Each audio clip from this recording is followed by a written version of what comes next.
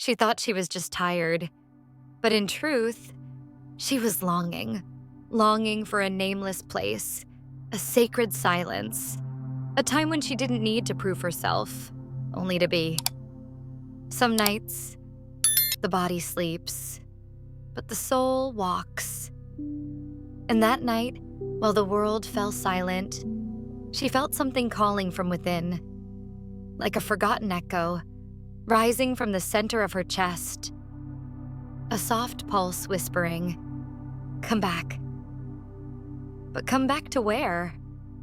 She didn't know, only that something wanted to be remembered. Then came the scene. In her mind or in her heart, it didn't matter. She was walking among trees, veiled in mist. The breeze touched her hair, and a distant drumbeat guided her steps. At the forest's edge, something awaited her. She didn't know where she was, but for the first time in ages, she felt like she was heading in the right direction. The days were all the same. She woke up with a heavy heart, always one step behind herself.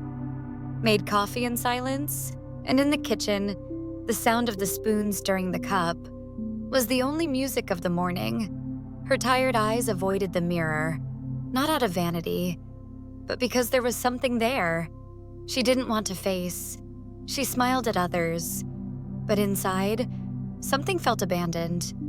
The world called her name constantly. Spreadsheets, messages, responsibilities. But none of those names were hers. Some days, she wanted to cry, without knowing why. And others, not even that was possible. Even surrounded by people, she felt like an old house. Lights on, but empty inside. She wondered if she would ever hear her own voice again. The real one. The one that whispered beautiful things before the world taught her to stay silent. That afternoon, something felt different in the air. Time moved slower, and there was a soft sensation, as if something was about to happen. She was distracted, eyes wandering down the street, when she saw a white butterfly, alone, circling around her as if dancing in silence. She smiled but didn't understand. She kept walking, and then, in an old shop window, something made her stop. It was a necklace, simple. But the pendant was shaped like a portal. Next to it, an aged paper with a handwritten message, "You're not lost, you're being guided." Her heart skipped a beat, then it raced. She didn't know why, but it touched her, more than it should have. A lump rose in her throat, a memory that wasn't a memory, but a knowing that echoed deep within her soul. Something was calling. And in that moment, she knew it wasn't coincidence. It was a reminder. Since the day of the sign, something had changed. Nothing outside, but everything inside. She began noticing the details, the way the wind touched her skin, the sound of a phrase said at the perfect moment, that strange feeling of being exactly where she needed to be, without knowing why, but with it came the conflict. The mind doubted. "You're imagining things. This isn't real. Get back to reality." But the heart pulsed with a new voice, an old voice, really, one she had forgotten how to hear. And then the dreams began. In one of them, she walked through a silent temple where every door was locked, except one. And behind it, there was a mirror, but the reflection was not her face. It was the face of a woman with ancient eyes that already knew the way. She woke up with tears in her eyes, and for the first time, she didn't want to run from what she felt. She wanted, to understand it. She realized that the true portal wasn't outside, but made of everything she had avoided feeling. The days that followed felt different, not because the world had changed, but because she had started seeing with new eyes. Every gesture seemed to hold a symbol, every silence a response.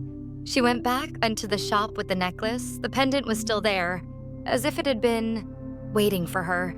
She held it gently, and when she touched it, time seemed to pause. That night, she wrote.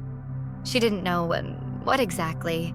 She just let the words flow through her arm, as if someone else was dictating.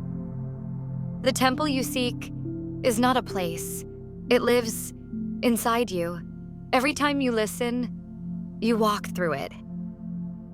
She read it as if it had come from another realm, as if it had been written by a version of her that always knew and was now returning.